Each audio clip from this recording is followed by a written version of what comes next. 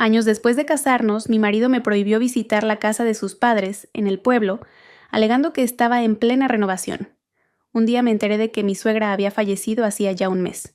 Aprovechando un viaje de trabajo de mi marido, fuera de la ciudad fui en secreto al pueblo para ver la casa que mi suegra había dejado atrás.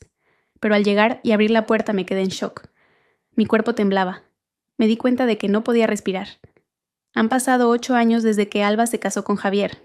8 años que, pensándolo bien, habían transcurrido con bastante normalidad. Vivían en una cómoda casa adosada en las afueras de Madrid. Javier trabajaba como director regional en una empresa de logística, lo que les proporcionaba una sólida estabilidad financiera. Alba, una mujer de naturaleza dulce y amable, había decidido centrarse en el cuidado del hogar después de la boda. Su vida parecía ser el ideal que muchos anhelan. Sin embargo, tras la fachada de armonía había una espina que oprimía silenciosamente el corazón de Alba, una puerta que nunca pudo cruzar. Esa puerta era la de la casa de doña Isabel, la madre de Javier, en su pueblo de Extremadura. En 8 años de matrimonio, Alba solo había visto a su suegra en 3 ocasiones. 2 veces al principio de su matrimonio, cuando doña Isabel vino a la ciudad, y una vez cuando visitaron el pueblo durante su primer año de casados. Alba recordaba a doña Isabel como una mujer de pocas palabras, pero de mirada serena. No hablaba mucho, pero sus manos al acariciar la espalda de Alba se sentían sinceras. Alba anhelaba conocer mejor a esa mujer, la mujer que había dado a luz al hombre que amaba. Sin embargo, desde hacía 7 años, esa puerta estaba firmemente cerrada. Cada vez que Alba sugería ir de visita, Javier tenía la misma respuesta. La casa de mamá está en una reforma integral, cariño. Mejor esperamos a que terminen. Al principio Alba lo entendió. Javier le contó que la casa herencia de su difunto padre era muy antigua. La madera estaba podrida. El tejado tenía goteras graves y los cimientos necesitaban ser reforzados. Javier, como hijo único, se sentía totalmente responsable. «Quiero que mi madre viva en una casa digna en su vejez», dijo Javier en aquel entonces, y Alba se sintió orgullosa de tener un marido tan devoto. El primer año, la excusa era plausible. El segundo, Alba comenzó a preguntarse: ¿qué tipo de renovación llevaba tanto tiempo? Han surgido problemas con la estructura del terreno, Alba. Tuvieron que rehacer una parte, y los albañiles son difíciles de manejar, explicaba Javier, con un tono ligeramente irritado que hacía que Alba se sintiera incómoda para seguir preguntando. El tercer, cuarto y quinto año, la renovación se convirtió en una especie de broma amarga en el corazón de Alba. Cada vez que llegaba la Navidad, Alba preparaba los mejores paquetes para doña Isabel, pero siempre era Javier quien los entregaba solo. Así aprovecho para supervisar a los obreros, cariño. El viaje es largo, no quiero que te canses. Además, hay mucho polvo allí y no es bueno para ti. La persuadía Javier con dulzura. Alba, de naturaleza dócil, solo podía asentir y enviarle cariñosos saludos. Con el tiempo, Alba dejó de preguntar. No porque no le importara, sino porque cada pregunta se topaba con el mismo muro sólido. Un muro llamado renovación. La reticencia de Javier a discutirlo en detalle creaba una distancia invisible entre ellos. Javier seguía siendo un buen marido. Era atento, nunca olvidaba llamar, y siempre cubría todas las necesidades de Alba. Pero en lo que respecta a doña Isabel y la casa del pueblo, Javier se convertía en otra persona reservado y a la defensiva.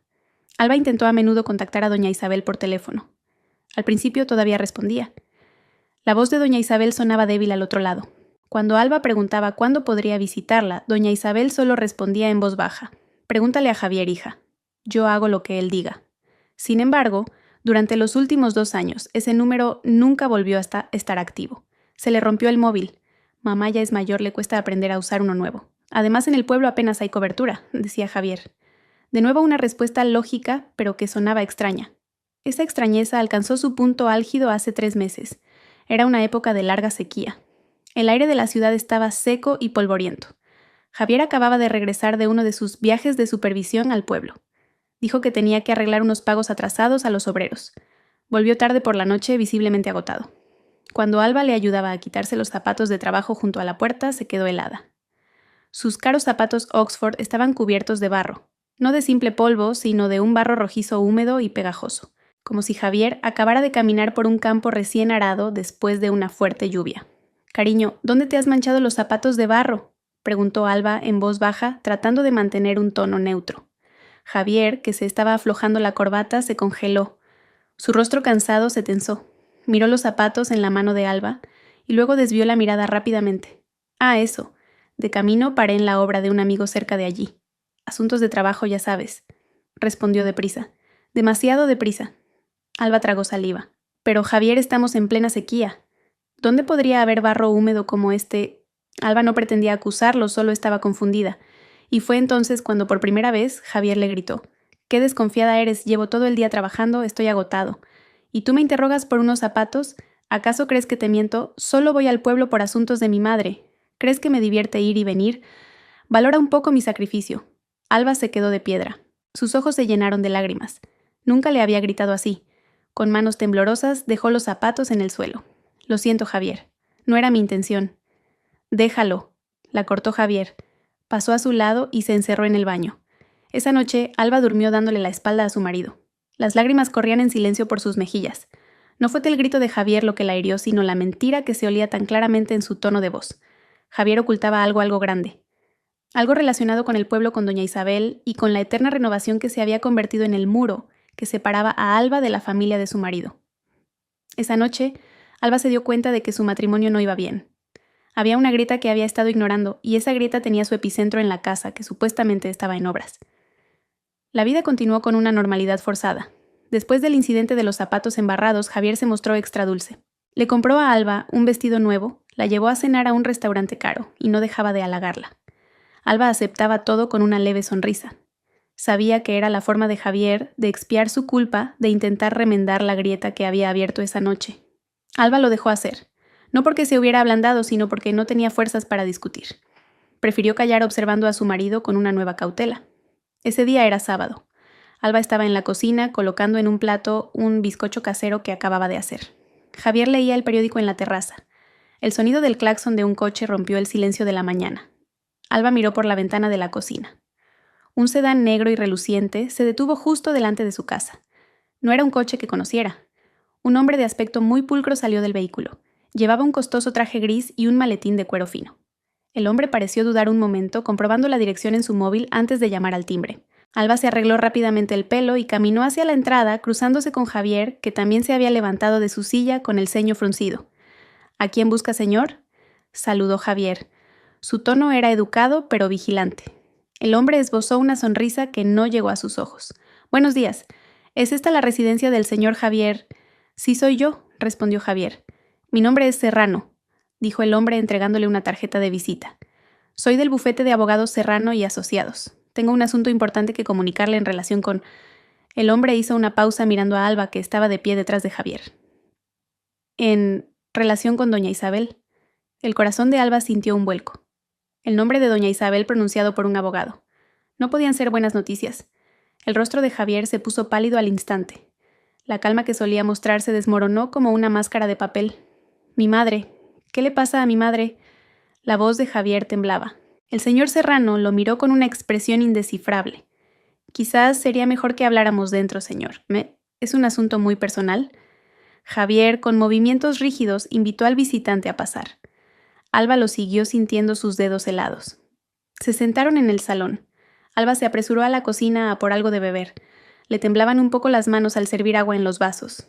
Cuando regresó, oyó al señor Serrano comenzar a hablar. «Señor Javier, señora Alba», dijo con voz tranquila y mesurada. «Estoy aquí en calidad de representante legal designado por la difunta doña Isabel». Alba casi dejó caer la bandeja. Los vasos chocaron, produciendo un tintineo ensordecedor en la silenciosa habitación. «¿Difunta?», repitió Alba casi en un susurro. Miró a Javier buscando una explicación, pero Javier solo estaba sentado inmóvil con la mirada perdida en la mesa. El señor Serrano suspiró profundamente. «Lamento profundamente su pérdida. Doña Isabel falleció hace 32 días. 32 días. Más de un mes». Alba sintió un zumbido en los oídos. El mundo a su alrededor parecía girar. Doña Isabel había muerto hacía más de un mes y ella no sabía nada. Ella, su nuera, no sabía que su suegra ya no estaba. «No puede ser», siseó Javier, pero su voz sonaba hueca. «Falleció en el centro de salud del pueblo debido a una insuficiencia renal aguda. Siguiendo sus instrucciones escritas, se me pidió que me pusiera en contacto con usted, en este caso el señor Javier, como único heredero exactamente 30 días después de su fallecimiento para gestionar los asuntos de la herencia», explicó el señor Serrano con la misma monotonía con la que se lee un parte meteorológico. Alba no podía respirar. Miró a Javier esta vez con una ira que comenzaba a arder tras el shock. Javier lo sabía. Tenía que saberlo. Era imposible que su madre muriera y él no se enterara. La sequía los zapatos embarrados, su rostro pálido. Cuando el abogado mencionó el nombre de doña Isabel, todo encajaba. De repente Javier se cubrió el rostro con las manos. Sus hombros se sacudieron. Mamá, sollozó. Alba lo observó con una mirada fría, una actuación muy convincente. Pero Alba ya no le creía. Ya había visto sus mentiras. El señor Serrano pareció un poco incómodo ante el dolor de Javier. Se aclaró la garganta, abrió su maletín y sacó un sobre grande de color marrón y un juego de llaves. «Señor Javier», lo llamó suavemente. Javier levantó el rostro con los ojos enrojecidos. De acuerdo con el testamento que dejó y que ha sido validado, todos los bienes a nombre de doña Isabel, incluyendo la casa y el terreno del pueblo, son ahora legalmente suyos. Empujó el sobre y las llaves hacia Javier sobre la mesa. Estos son los documentos de propiedad ya transferidos a su nombre, y esta, señaló las llaves, es la llave de la casa del pueblo. Las llaves parecían antiguas, una llave grande y dentada y una más pequeña para un candado colgadas de una simple anilla metálica. La llave a todos los secretos. Después de que el señor Serrano se fuera dejando un silencio mortal a su paso, Alba finalmente habló. Su voz era plana y fría, muy diferente a su tono habitual. «Un mes, Javier». Javier, que todavía miraba las llaves sobre la mesa, se sobresaltó. «Tu madre murió hace un mes y no me lo dijiste». No era una pregunta, era una declaración de hechos contundente. Javier levantó la vista, la tristeza en sus ojos ahora mezclada con pánico. «Alba, puedo explicarlo. Estaba destrozado, no sabía qué hacer. No quería que tú también estuvieras triste. Yo...» «Mentiste», lo cortó Alba. «Fuiste al pueblo hace 3 meses. Tus zapatos estaban llenos de barro húmedo. No fue para supervisar la renovación, ¿verdad? Tu madre estaba enferma, ¿verdad?» Javier pareció sorprendido de que Alba hubiera conectado los puntos. Sí, mamá estaba enferma. La llevé al centro de salud. No quería preocuparte». ¿Por qué no me dijiste que había muerto?» exigió Alba, su voz comenzando a temblar, conteniendo el llanto y la rabia. «Soy tu esposa, soy su nuera. Ni siquiera pude rezar por ella el día de su entierro». Precisamente por eso, Javier se levantó de golpe, alzando la voz. «No quería que la vieras así. La casa todavía es un desastre. La renovación no ha terminado. Me daba vergüenza. No quería que vieras a mamá morir en una casa en ruinas». La misma excusa, otra vez la renovación. Incluso en medio de una noticia tan trágica, Javier seguía usando la misma excusa. Una excusa que ahora sonaba terriblemente falsa y patética. Javier cogió el sobre y las llaves de la mesa. «Necesito tiempo, Alba. Por favor, compréndelo. Me encargaré de todo. Después iremos juntos, te lo prometo». Javier se dirigió a su despacho. Alba oyó el suave clic de un cajón al cerrarse con llave, guardando las llaves, guardando el secreto. Alba se dejó caer en el sofá, agotada. Ahora estaba sola en un duelo extraño. Lloraba por doña Isabel, la mujer a la que no tuvo la oportunidad de conocer, pero lloraba aún más por su matrimonio. Ese día, Alba se dio cuenta de que su marido era un extraño, y la verdad fuera cual fuera, estaba encerrada bajo llave en una casa de pueblo, una casa que supuestamente estaba en obras. Los 4 días que siguieron a la visita del abogado fueron los más largos del matrimonio de Alba. El silencio en su casa era tan denso que parecía poder cortarse con un cuchillo. Javier, tras su falso arrebato emocional, ahora actuaba como un marido afligido. Pasaba mucho tiempo en silencio mirando fijamente la televisión apagada y suspirando profundamente cuando creía que Alba no lo veía. Pero Alba lo veía todo, y lo único que veía era una mala actuación. No había dolor sincero en los ojos de Javier, solo ansiedad, el miedo a que su máscara se cayera. Alba, por su parte, había cambiado. Algo dentro de ella se había roto, pero al mismo tiempo algo más se había endurecido. Su antigua dulzura estaba ahora recubierta de un fino acero. Atendía a Javier como de costumbre, le preparaba el café por la mañana, le cocinaba la cena y le lavaba la ropa. Pero lo hacía con una eficiencia robótica. No había más charlas triviales, no había más sonrisas sinceras.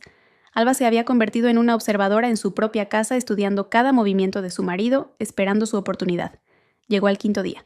Durante el desayuno, Javier se aclaró la garganta. Dejó su cuchara con un gesto demasiado deliberado. «Alba», la llamó su voz intencionadamente grave. Alba levantó la vista de su plato mirándolo con expresión neutra. «Ha surgido un asunto de trabajo urgente», continuó Javier evitando su mirada. «Un proyecto en las Canarias. Quizá necesite 1 semana o 10 días. Tengo que salir mañana por la mañana». Una coincidencia demasiado perfecta.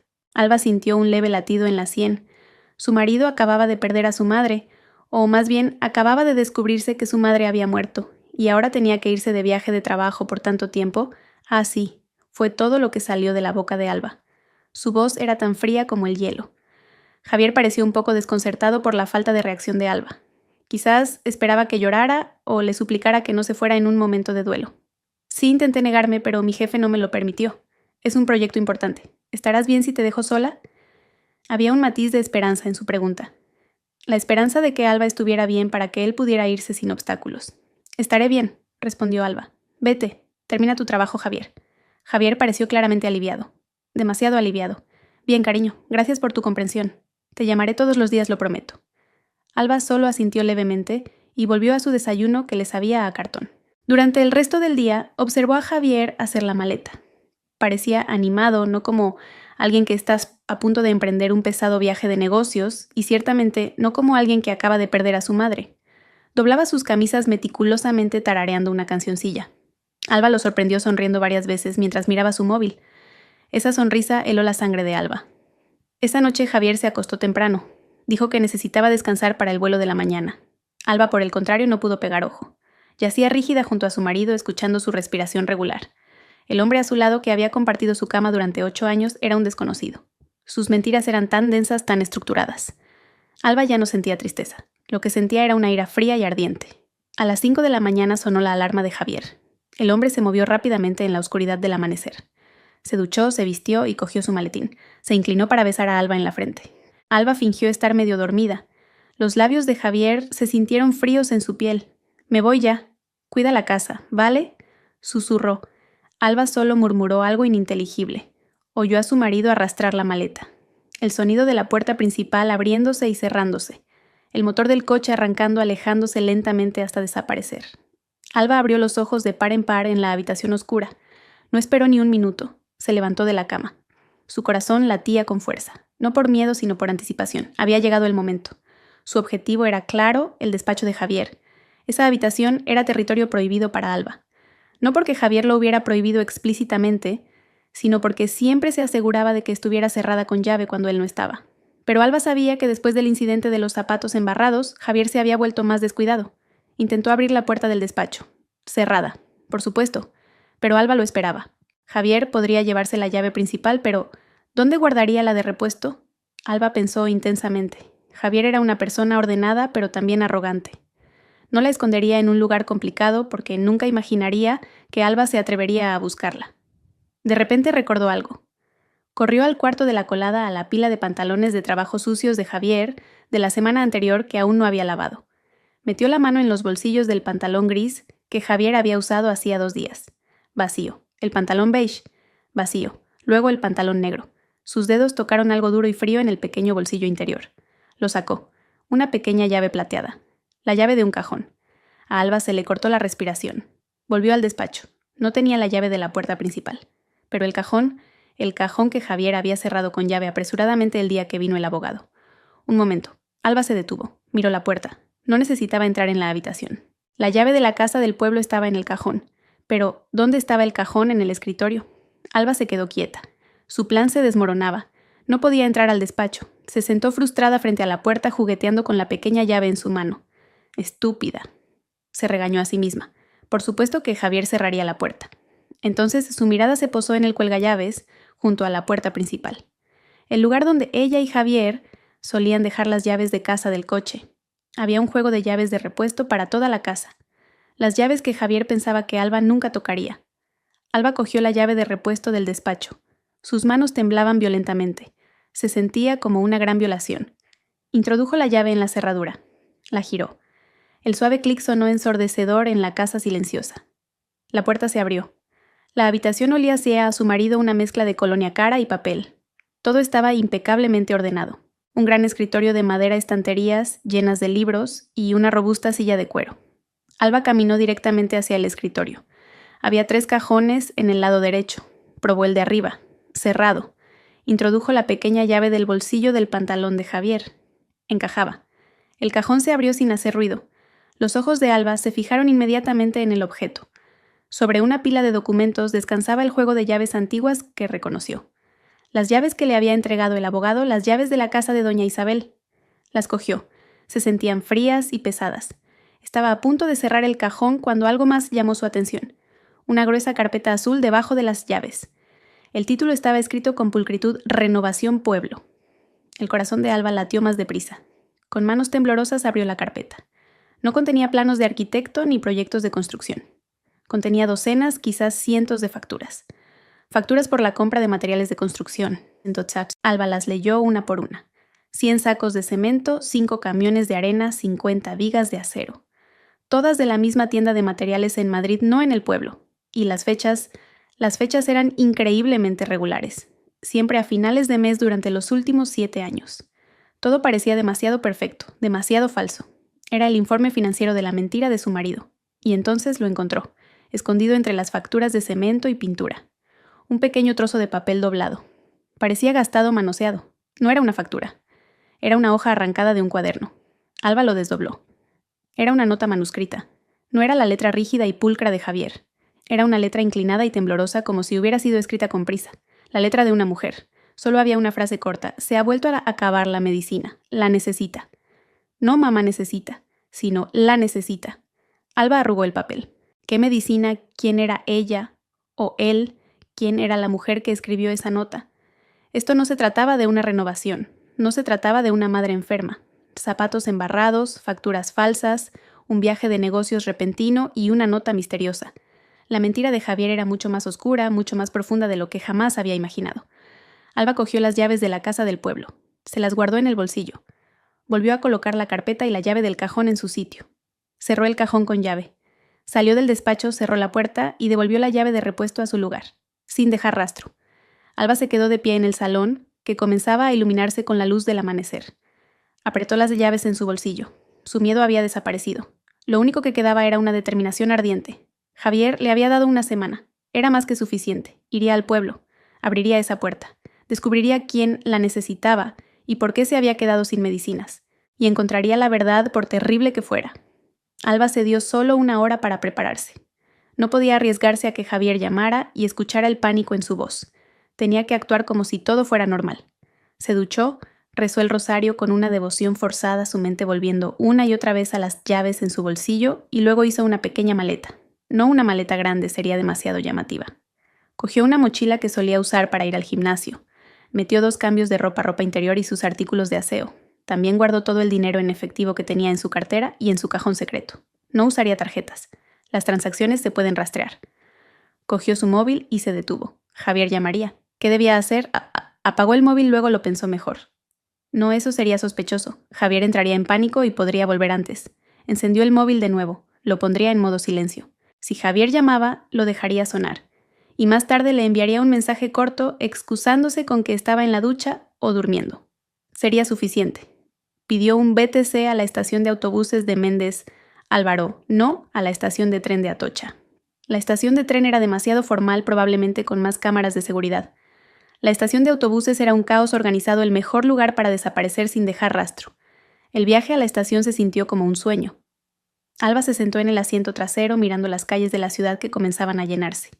La gente se apresuraba a ir al trabajo viviendo sus vidas normales. Mientras tanto, Alba sentía que estaba saliendo de su propia vida. Se sentía como una fugitiva. Y sin embargo, solo era una esposa en busca de la verdad. En la estación compró un billete de autobús económico a la ciudad más cercana al pueblo de su marido.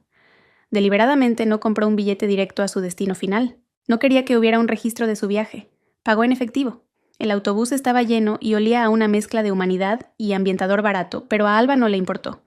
Consiguió un asiento junto a la ventana. Cuando el autobús comenzó a moverse, dejando atrás la ruidosa estación, Alba sintió un extraño alivio. Por primera vez se sentía libre. Libre de una casa llena de mentiras. Libre de la vigilancia de Javier. El viaje duró 5 horas. 5 horas que Alba pasó mirando por la ventana mientras su mente trabajaba febrilmente. El paisaje cambió. Los altos edificios dieron paso a extensiones de olivares y campos de secano. El aire caliente de la ciudad se convirtió en el aire más fresco del campo. Alba intentaba encajar las piezas del rompecabezas.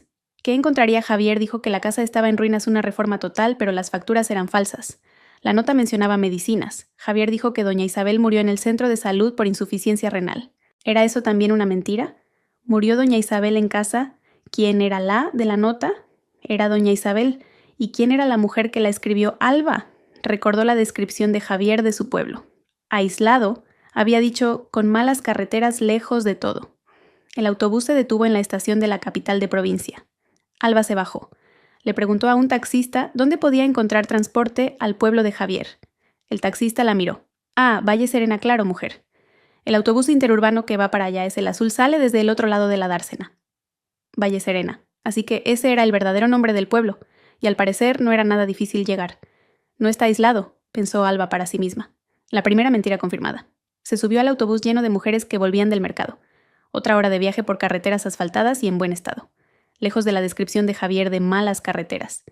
Alba se sentó en silencio. Su corazón latía cada vez más rápido a medida que el autobús se acercaba a su destino. ¿La casa de la difunta doña Isabel? Preguntó Alba en voz baja a una señora sentada a su lado. La mujer ocupada con su cesta de verduras se giró de inmediato. Su rostro era amable, pero su mirada se tornó compasiva. Ay, pobrecita. Sí, claro. Usted que es de ella hace ya más de un mes que se nos fue.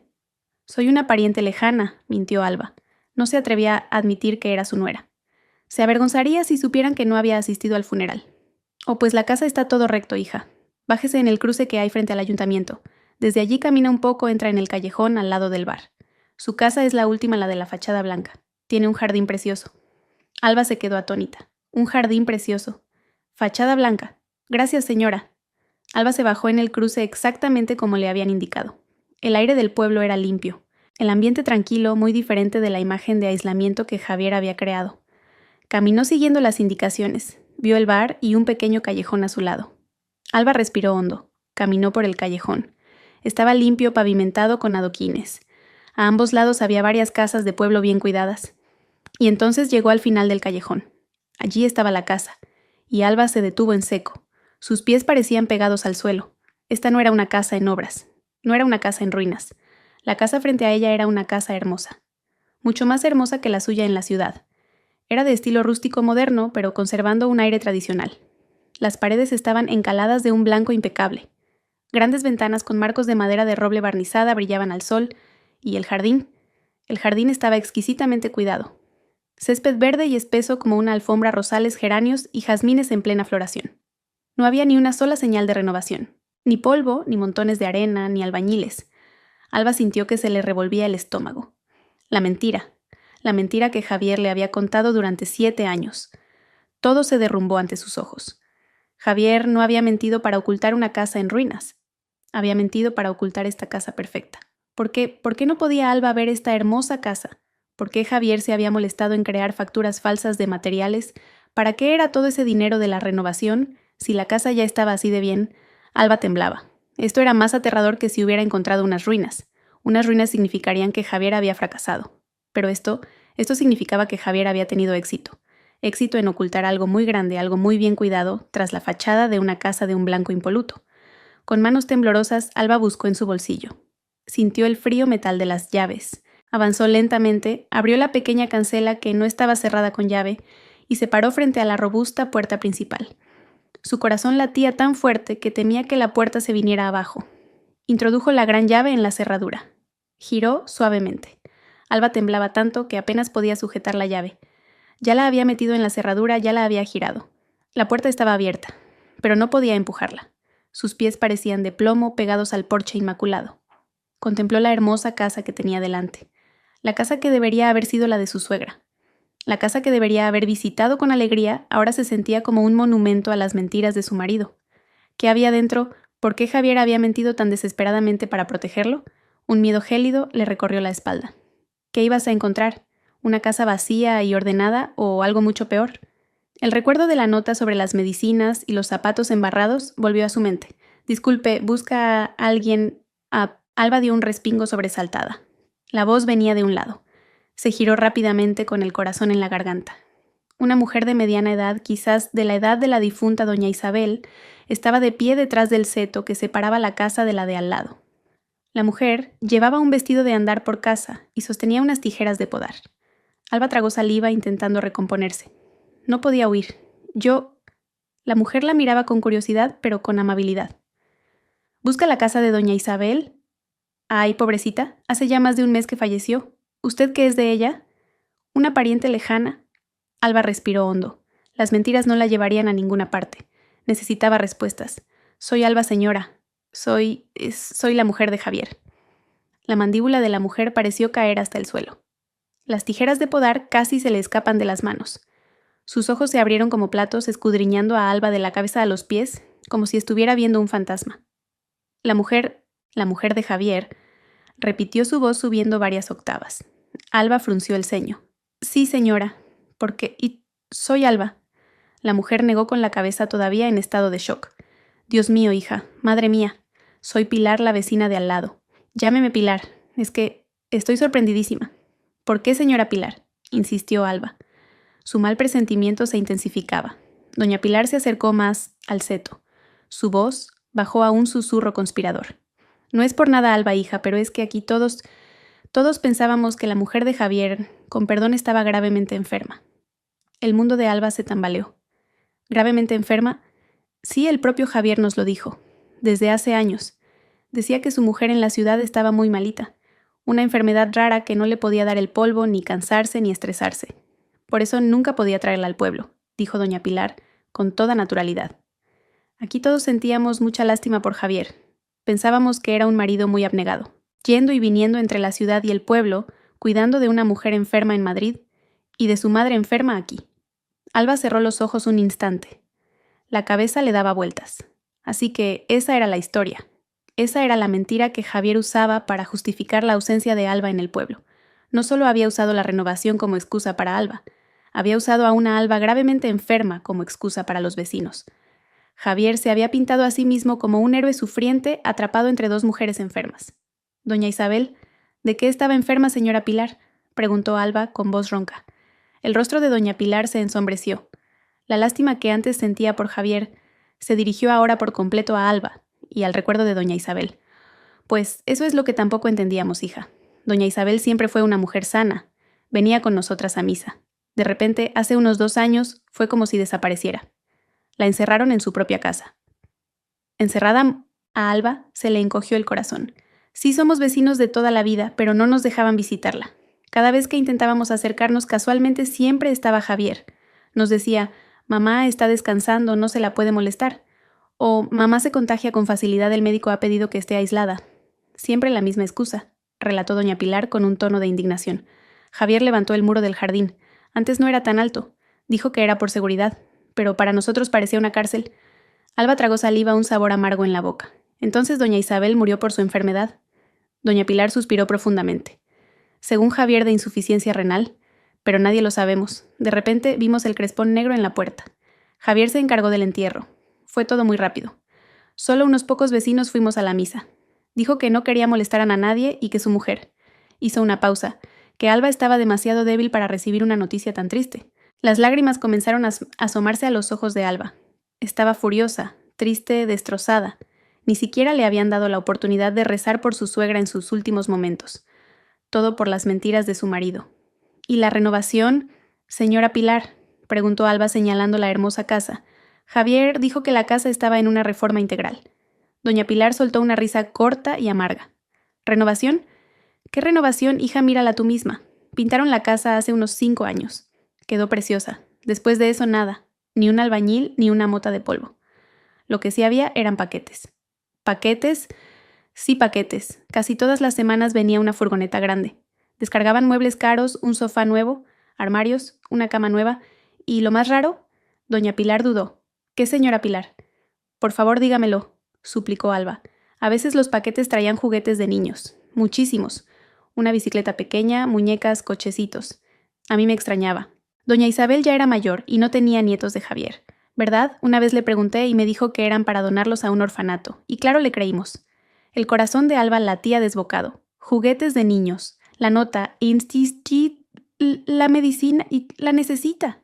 Y hay más, hija. Continuó doña Pilar, su voz, ahora casi un susurro como si temiera ser escuchada. A veces por la noche oía voces. ¿Qué voces? No era la voz de doña Isabel. Su voz era suave dulce. Esta era la voz de otra mujer más joven. Se oía claramente. A veces reía, a veces discutía en voz baja con Javier, y a veces oía la voz de un niño pequeño.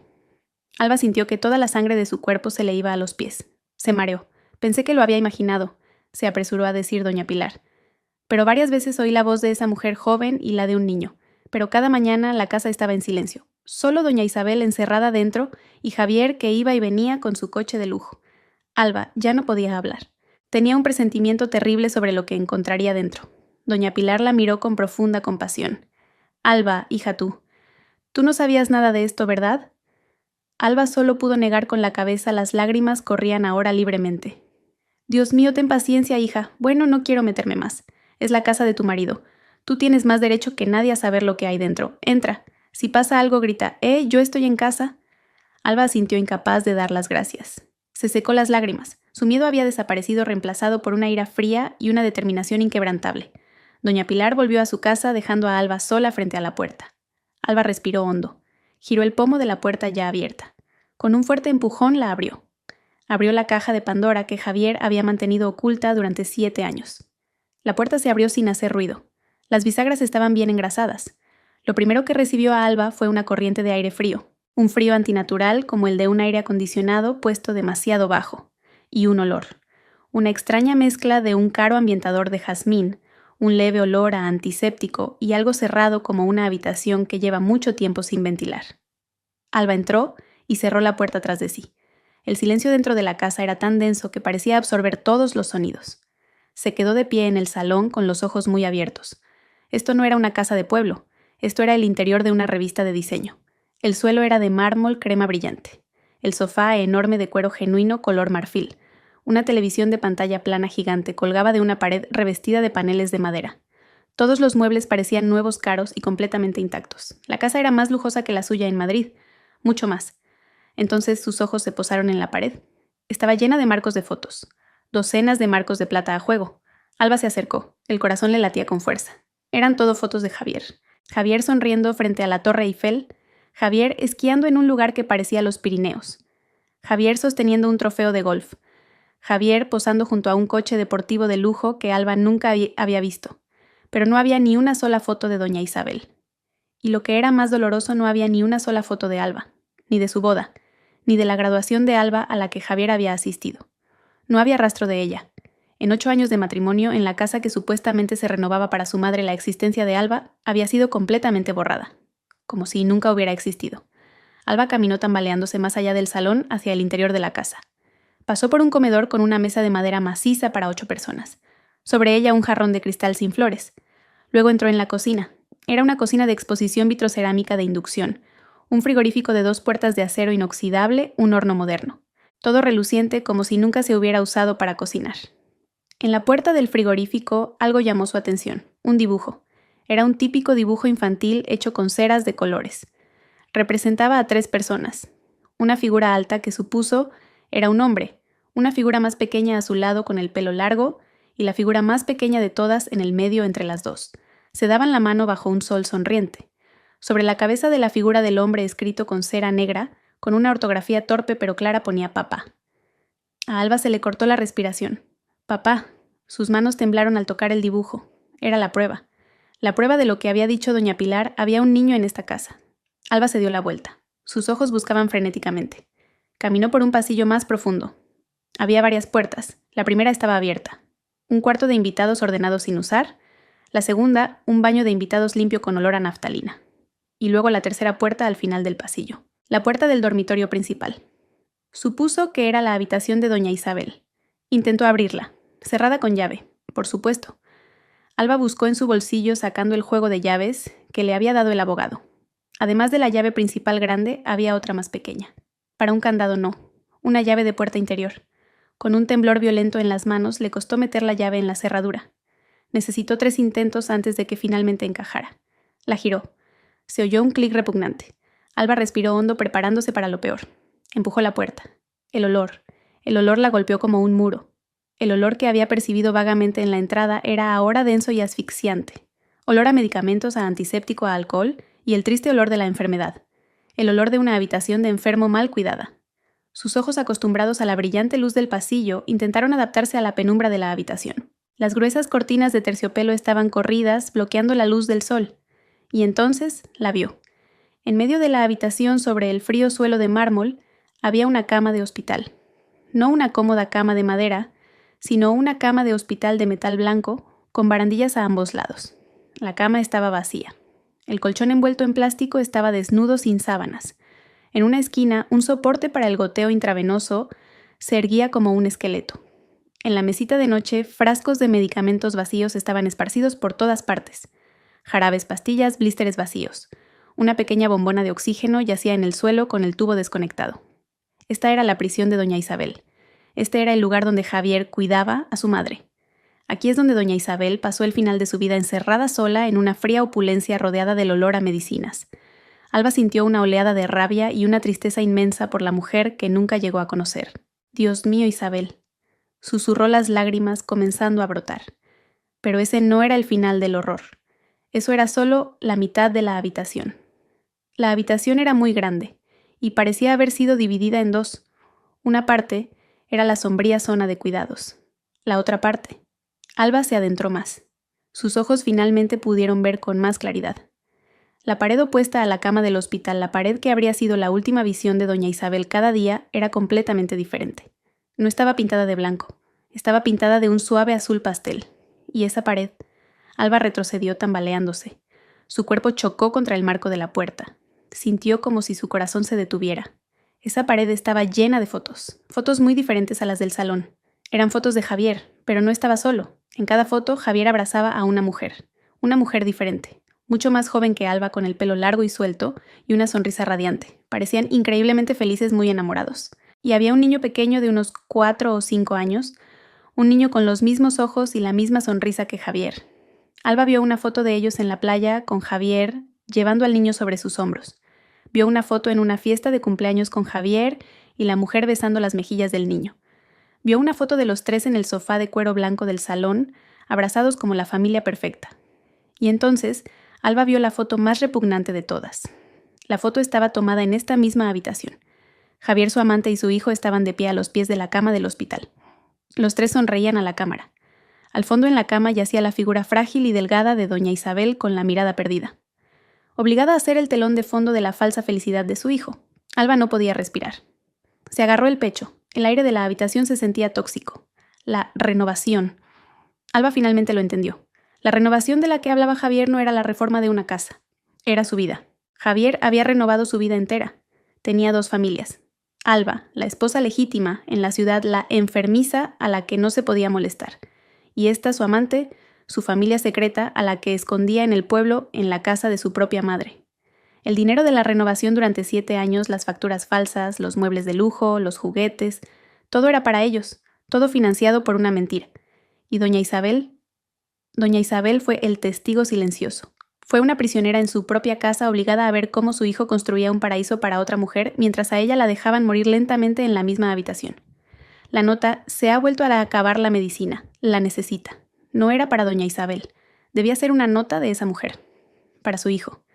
El temblor en el cuerpo de Alba se volvió incontrolable. Esto no era solo una infidelidad. Esto era una atrocidad. Era una crueldad inimaginable. Su marido Javier, el hombre que dormía a su lado, el hombre al que Alba se derrumbó. Su espalda se deslizó por el marco de la puerta hasta quedar sentada en el frío suelo del pasillo. No podía llorar. Estaba demasiado conmocionada. Solo podía mirar hacia la oscura habitación, hacia el corazón de la podredumbre de su marido. Alba no supo cuánto tiempo permaneció sentada en el frío suelo del pasillo. 10 minutos, 1 hora. El tiempo parecía haberse detenido. Su cuerpo temblaba violentamente, pero su mente extrañamente se había vuelto muy clara. El shock paralizante se disipó lentamente, reemplazado por algo más. Algo frío, duro y pesado. Era ira. Una ira pura y helada. Esto ya no se trataba de un matrimonio roto o un marido infiel. Se trataba de un crimen. Se trataba de una crueldad imperdonable. Se trataba de doña Isabel. Con movimientos rígidos, Alba se levantó. Sus piernas todavía se sentían débiles, pero se obligó a mantenerse erguida. No se desmayaría. No huiría. Había abierto esta puerta y caminaría a través de ella hasta el final. Volvió a entrar en esa habitación prisión. El olor a medicinas y a cerrado ahora le olía a muerte. Sus ojos se clavaron en la cama de hospital vacía. Doña Isabel había muerto aquí sola, mientras su hijo, su marido, era feliz con su familia falsa. La visión de las fotos en la pared le revolvió el estómago. Fotos de una familia feliz construida sobre el sufrimiento de otros. Con un repentino arrebato de furia, Alba se dirigió a la pared y comenzó a arrancar las fotos una por una. No le importaba si los marcos se rompían. Arrancó la foto de Javier, la de la mujer y la del niño de la pared. Necesitaba pruebas. No se iría de allí con las manos vacías. Mientras arrancaba un marco grande que los mostraba a los tres celebrando un cumpleaños algo detrás, llamó su atención. La pequeña mesita de noche junto a la cama del hospital. Sus cajones estaban cerrados. Alba arrojó el marco al suelo. El cristal se hizo añicos. No le importó. Se acercó a la mesita. El primer cajón contenía frascos de medicamentos todavía precintados. Vitaminas, analgésicos suaves. No medicamentos para la insuficiencia renal. Otra de las mentiras de Javier. El segundo cajón estaba lleno de jeringuillas estériles, algodón y alcohol. Todo material médico de aspecto limpio. Luego, el tercer cajón, el de más abajo. Parecía abarrotado. Encima de todo había un montón de tela. Alba lo sacó. Era un montón de pañales para adultos. Alba se quedó de piedra. Así es como Javier cuidaba a su madre al final de su vida. Le dolió el corazón. Dejó a un lado los pañales y debajo de ellos lo encontró. No eran joyas ni dinero. Era un delgado cuaderno. Un cuaderno escolar con la portada descolorida. Alba lo reconoció como el tipo de cuaderno que los niños usan para tomar apuntes. Lo cogió, sus manos temblaban de nuevo, pero esta vez por una razón diferente. Abrió la primera página. Era la letra de doña Isabel. Una letra pulcra, pero ligeramente temblorosa, típica de una persona mayor. La fecha era de hace 3 años. Hoy Javier ha dicho que van a renovar la casa. Dice que es para que esté cómoda en mi vejez. Dios mío, este hijo mío. Es tan bueno. Le quiero tanto. Alba pasó la página. La fecha era de hace 2 años y medio. La casa ha quedado preciosa, mucho más bonita de lo que imaginaba. Pero es extraño, Javier ha puesto un muro muy alto y me ha dicho que no debo salir mucho. Dice que tiene miedo de que me caiga y nadie me vea. Le he hecho caso. Alba siguió pasando páginas. Las entradas eran cada vez más esporádicas. La fecha era de hace 2 años. Javier ha traído una invitada, una mujer joven muy guapa. Se llama Sofía. Dice que es una compañera de trabajo con problemas que necesita un lugar donde quedarse un tiempo. La ha instalado en el cuarto de invitados. Pero ¿por qué Javier le dice a los vecinos que la enferma soy yo? Yo estoy bien. El corazón de Alba latía con fuerza. Sofía. Así que ese era su nombre. Alba pasó otra página agarrando el cuaderno con fuerza. La fecha era de hace 1 año y medio. Sofía ha traído un niño pequeño muy gracioso. Se llama Leo. Javier dice que es un huérfano al que están ayudando, pero sus ojos son exactamente como los de Javier cuando era pequeño. No soy tonta, yo lo parí. Las lágrimas de Alba cayeron sobre las páginas amarillentas. Javier se enfadó cuando le pregunté. Me gritó. Me dijo que estaba senil, que no me metiera en sus asuntos. Desde ese día la puerta de mi habitación está cerrada con llave por fuera. Dice que es por mi bien que fuera hay muchos gérmenes. Sofía y su hijo andan libremente por mi casa mientras yo estoy encerrada. Alba sollozaba. Podía sentir el miedo y la confusión de doña Isabel a través de esas palabras. Pasó a las últimas páginas. La letra era cada vez más caótica, entrecortada, como escrita con las últimas fuerzas. Se me han acabado las pastillas del corazón. Javier se las llevó. Me las ha cambiado por vitaminas. Dice que son mejores, pero me duele mucho el pecho. Intenté decírselo a Sofía, pero me miró con miedo. Ella también le tiene miedo a Javier. Ella también es una prisionera en esta casa. Javier trajo un abogado. Me obligó a firmar unos papeles para darle plenos poderes sobre mis bienes. No quise. Le tiré el bolígrafo. Me amenazó con hacerle daño a Alba. Dijo que Alba sufriría un accidente en la ciudad si no obedecía. Dios mío, Alba, mi nuera. Usó tu nombre para amenazarme. Alba se tapó la boca ahogando un grito. Javier había usado su nombre, la había usado a ella como arma contra doña Isabel. Y luego la última entrada escrita con trazos tan débiles que apenas se podían leer. Este ya no es mi Javier. Se lo ha llevado el diablo. Me ha encerrado. Ha traído a otra mujer a mi casa. Me está dejando morir poco a poco. Alba, si lees esto, lo siento. No pude ser una buena suegra para ti. Por favor, castígalo. No dejes que gane. Dejes. Alba, por favor, ayúdame. Eran sus últimas palabras. Alba abrazó el diario contra su pecho. Rompió a llorar. No lloraba por su marido perdido. Lloraba por doña Isabel. Lloraba por el sufrimiento de esa mujer, su soledad y su trágica muerte. Lloraba por sí misma por haber sido engañada durante tanto tiempo. Alba lloró durante varios minutos y luego se detuvo. Se secó las lágrimas bruscamente. El duelo había terminado. Ahora era el momento de la justicia. Recordó algo. La pequeña nota que había encontrado en el despacho de Javier en la ciudad. Se ha vuelto a acabar la medicina. La necesita. Alba buscó de nuevo en el cajón. Debajo de la pila de pañales lo encontró. Varias hojas más con una letra diferente, una letra más moderna e inclinada. La letra de Sofía. Las notas contenían listas de la compra leche de fórmula para Leo pañales, talla M para Leo medicina, para la fiebre de Leo. Alba lo entendió por fin. La nota sobre la medicina que había encontrado no era para doña Isabel. Era para Leo, el hijo de Javier. A Javier le importaba más la medicina para la fiebre de su hijo ilegítimo que las pastillas para el corazón de su propia madre. Alba cogió el diario de doña Isabel, cogió los trozos de las fotos de la familia falsa. Cogió el resto de las notas de Sofía. Estas eran sus pruebas. Estas eran sus armas. Salió de esa maldita habitación cerrando la puerta de un portazo. Pasó por la cocina impecable, por el lujoso salón, y no sintió nada más que asco. Esta casa no era un hogar, era una hermosa tumba.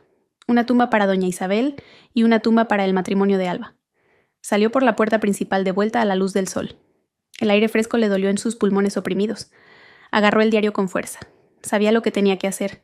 Alba se detuvo un momento en el porche dejando que sus ojos se acostumbraran a la deslumbrante luz del sol. Respiró hondo. El aire limpio del pueblo contrastaba con la suciedad que acababa de presenciar. Tenía que actuar rápido antes de que su frágil calma se rompiera. Su primer destino era la casa de doña Pilar. Caminó a toda prisa hacia el seto. Sus manos todavía aferraban el diario y el montón de fotos. Doña Pilar debía de haber estado espiando por la ventana porque en cuanto Alba apareció, la mujer salió a su porche con el rostro lleno de ansiedad. «Alba, hija, ¿qué ha pasado? Dios mío, estás pálida como la cera». Alba no tenía tiempo para preámbulos. Se dirigió a la cancela de la casa de doña Pilar. «Señora Pilar», dijo su voz plana y fría sorprendiendo a la vecina. «Necesito su ayuda». «¿Qué pasa, hija? ¿Qué has encontrado?» Alba no respondió. Simplemente levantó el diario. «¿Puedo entrar en su casa? ¿Necesito hacer una llamada?» Doña Pilar, viendo la seriedad en los ojos de Alba, asintió rápidamente. «Claro, claro, hija. Entra, por favor». Doña Pilar la llevó a su modesto y fresco salón. Alba se sentó en el borde de una silla con el cuerpo rígido. «Fui envenenada por sus mentiras, señora Pilar. Pero a doña Isabel, a ella la asesinaron», dijo Alba en voz baja mirando al frente. Doña Pilar se quedó sin aliento. «Madre del amor hermoso, asesinada, ¿cómo, hija?» La encerró, le quitó sus medicinas, la dejó morir. Mientras mi marido... Alba escupió la palabra marido como si fuera veneno. Vivía aquí con otra mujer y su hijo. Los ojos de doña Pilar se abrieron con horror. Entonces era verdad lo de la voz de la mujer y el niño. Dios mío, ¿y quién es esa mujer, hija?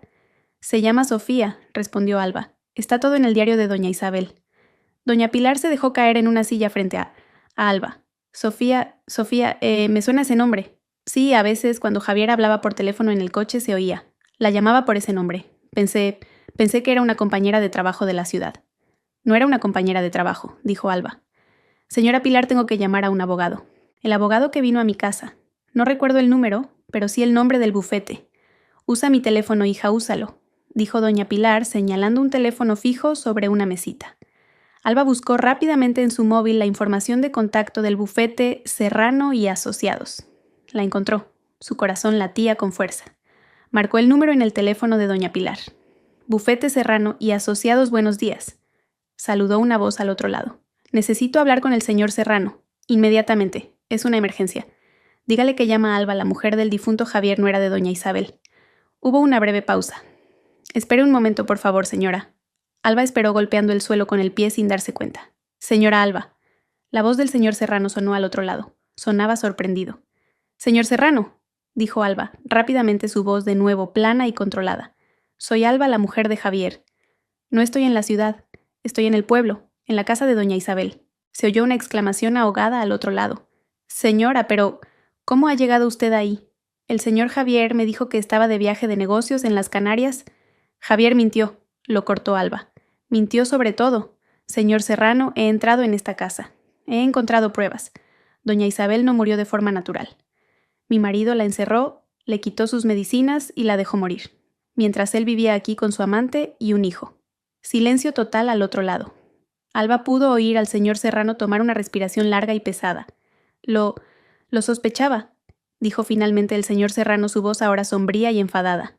No a este nivel, pero sospechaba. ¿Qué quiere decir?, preguntó Alba.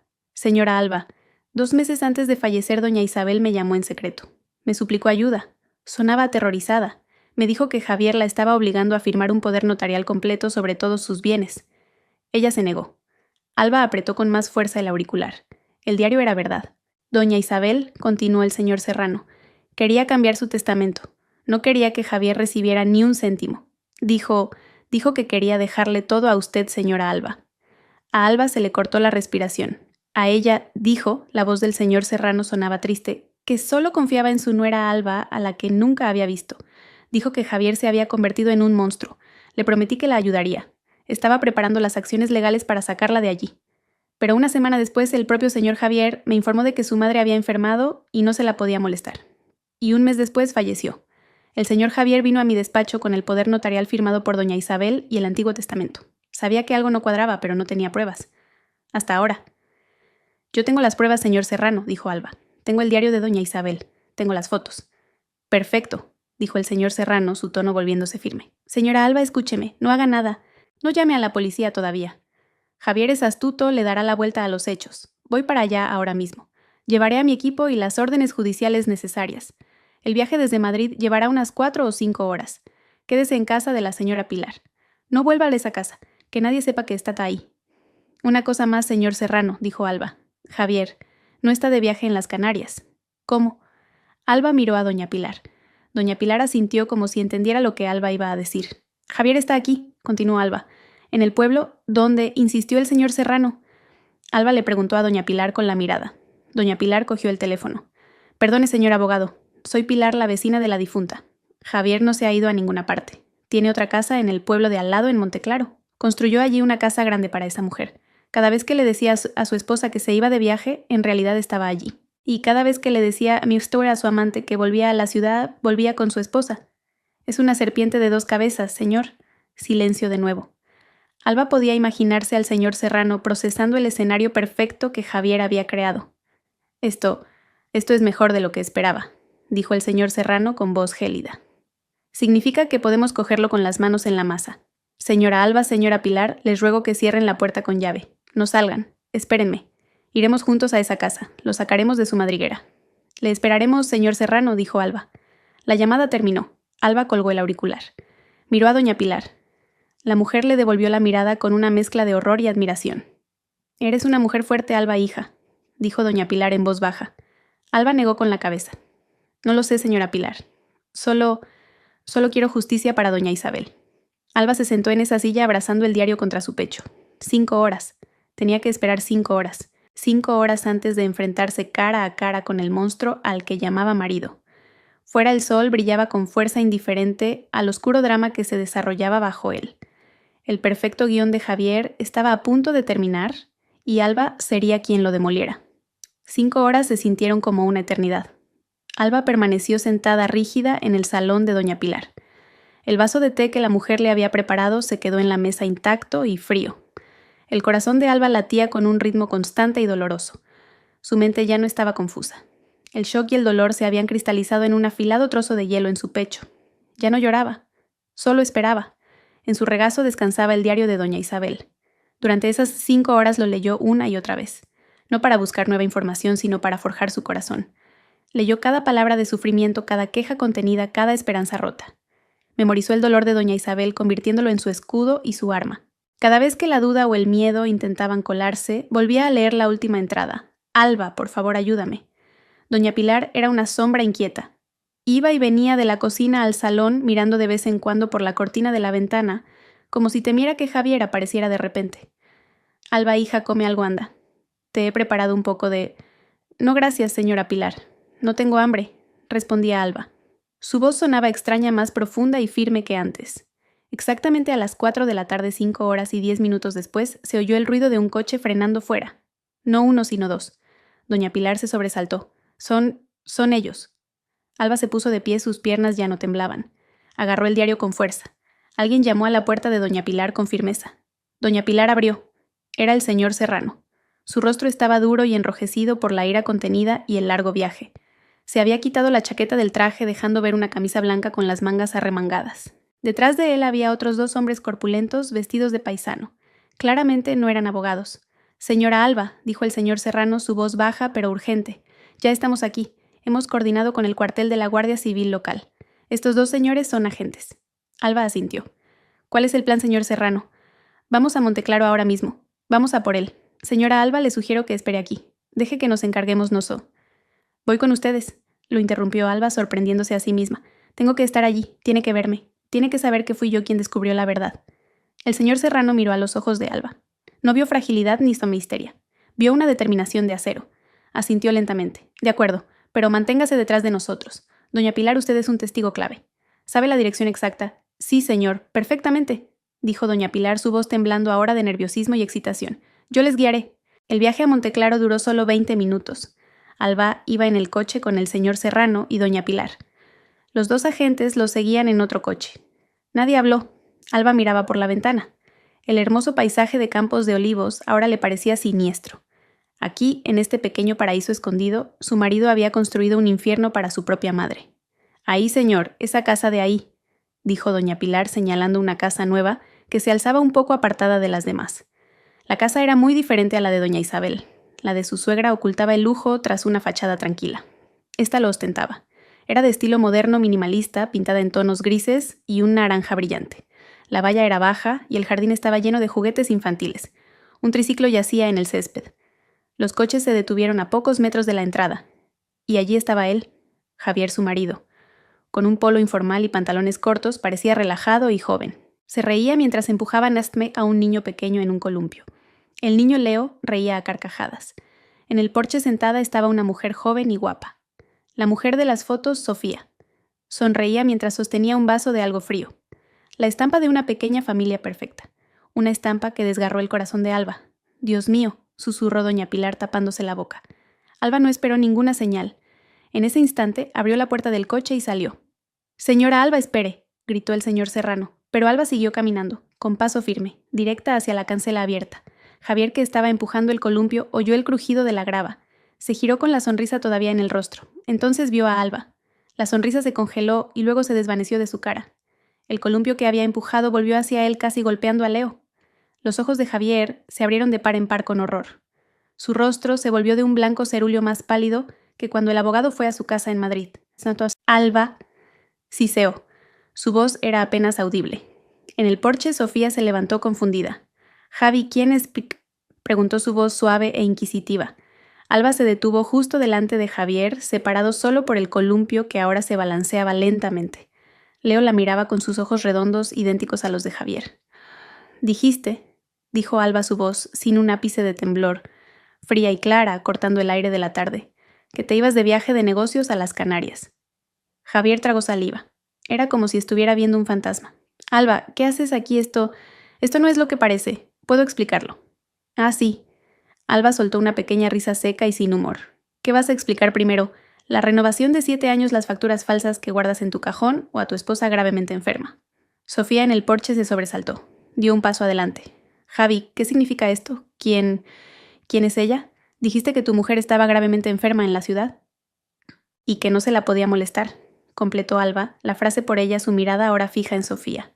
«Soy Alba, su legítima esposa». El rostro de Sofía perdió todo su color. Miró a Javier pidiendo una explicación. «Javi miente, ¿verdad? Dijiste que tu mujer había muerto». Javier entró en pánico atrapado entre sus dos mentiras. «Sofía, cállate, Alba, vamos a hablar dentro. No montes una escena aquí». Intentó agarrar el brazo de Alba. Alba retiró la mano como si le hubiera dado una descarga eléctrica. «No me toques», gritó. Por primera vez su voz se elevó llena de rabia y asco. El señor Serrano y los 2 agentes ya estaban de pie detrás de Alba. Javier los vio y su instinto le dijo que retrocediera. ¿Quiénes son ustedes? Este es un asunto privado». «¿Un asunto privado?» Alba dio un paso adelante.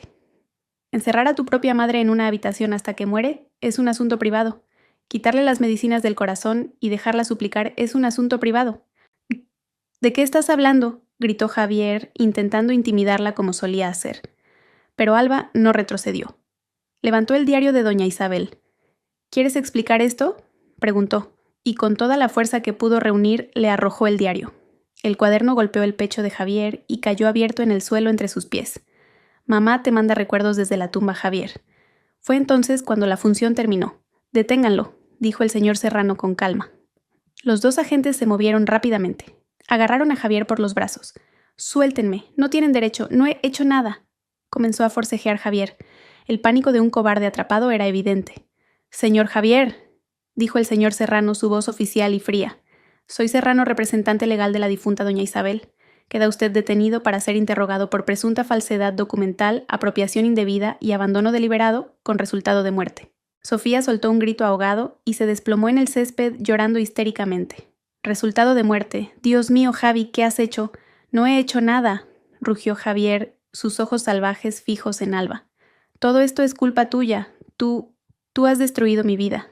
Alba lo miró fijamente. El hielo en su corazón era ahora fuego. «No he sido yo, Javier. Tú destruiste tu propia vida. Destruiste la vida de tu madre. Y vas a pagarlo».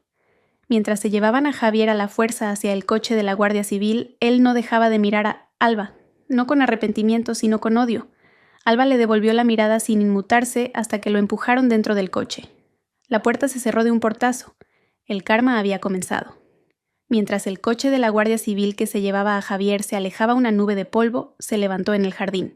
Un extraño silencio se apoderó de la casa roto, solo por el llanto histérico de Sofía y los sollozos de Leo, que había comenzado a llorar asustado al ver cómo se llevaban a su padre. Alba se quedó inmóvil. La adrenalina que la había impulsado se disipó, dejándola con un cansancio abrumador. Pero esto aún no había terminado. El señor Serrano se aclaró la garganta sacando a Alba de su ensimismamiento. «Señora Alba, ¿se encuentra bien?» Alba asintió. Se acercó a Sofía, que seguía sentada en el césped abrazando a Leo con fuerza. Alba se agachó frente a ella. Sofía la miró con los ojos hinchados, una mezcla de odio, miedo y confusión. «¿Qué te dijo a ti?», preguntó Alba. Su voz era ahora suave. No por piedad, sino porque necesitaba saber cuán profundo era el pozo de mentiras que Javier había cavado. Me dijo que se llamaba Javier Santos», sollozó Sofía. «Dijo que era un exitoso empresario de Madrid, viudo, que su mujer había muerto en un accidente de tráfico. Nos conocimos en un congreso. Me dijo que doña Isabel era su madre que estaba senil y me odiaba, que por eso tenía que estar bajo cuidados especiales. Dios mío, dijo que doña Isabel no quería tomarse las medicinas, así que él se las administraba». Sofía comenzó a darse cuenta. No era solo la amante. Era una pieza más, el instrumento que Javier usó para perfeccionar su crimen. Vivió en esa casa disfrutando del lujo, mientras en la habitación de al lado dejaban morir lentamente a una anciana. «Nos engañó a todas», dijo Alba en voz baja. «Me engañó a mí, engañó a su madre y te engañó a ti. Ahora tienes una opción. Seguir llorando por esta mentira o ayudarme a mí y a doña Isabel a obtener justicia». Los ojos llorosos de Sofía se encontraron con los de Alba. En ellos vio fuerza.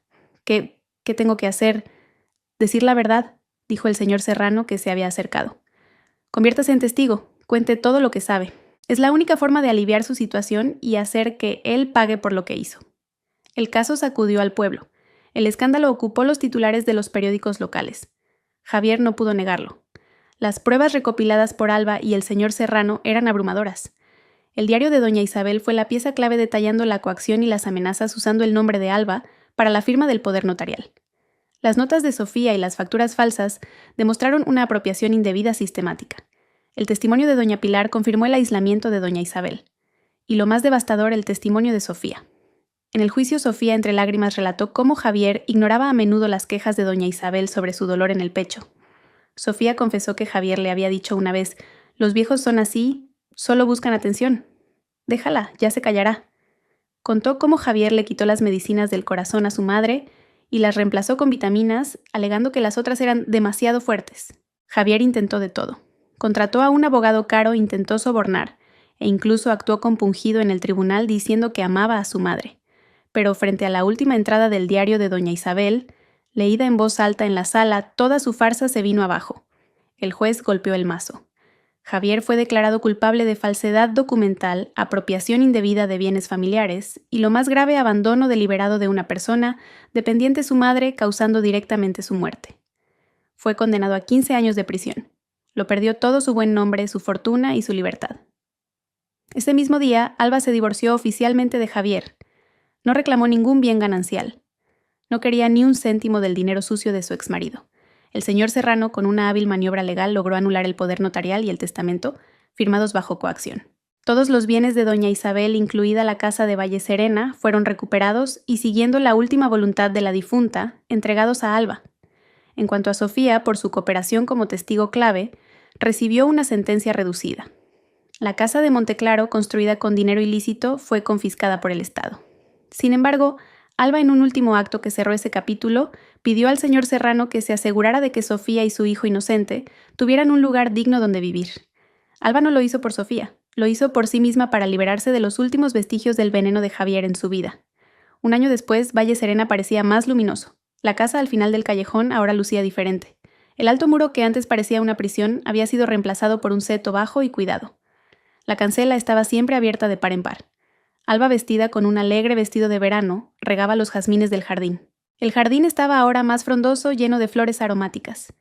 Ya no vivía en la ciudad. Había encontrado la paz en esta casa. Dentro, el olor a medicinas y a cerrado había desaparecido hacía mucho tiempo. El rígido salón ahora estaba lleno de alfombras cálidas y cojines de colores vivos. Las fotos de Javier habían sido quemadas.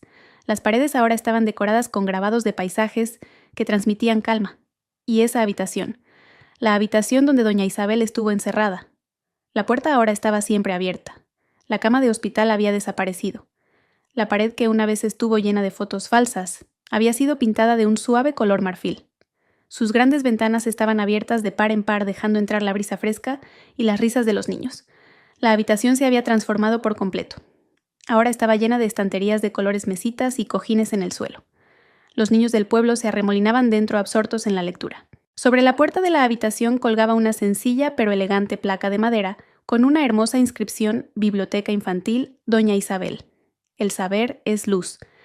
Doña Pilar vino de la casa de al lado trayendo una bandeja con 2 vasos de té helado y un plato de churros recién hechos. «Ya es tarde, Alba, hija, te va a dar el fresco», dijo sonriendo.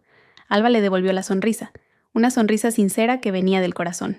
«Un ratito más, Pilar. El aire es maravilloso». Alba miró la placa. Lo había logrado. No solo había castigado a Javier, no solo había obtenido justicia para doña Isabel, había redimido el sufrimiento de esa casa convirtiendo una habitación prisión en una fuente de conocimiento. Había transformado la oscuridad en luz, era libre, y finalmente estaba en paz. Gracias a todos por seguir, espero que esta historia despierte su interés por los temas sociales. Si te conmueve, dale like, comenta, comparte y suscríbete a mi canal. Juntos difundamos energía positiva y protejamos la luz. Gracias.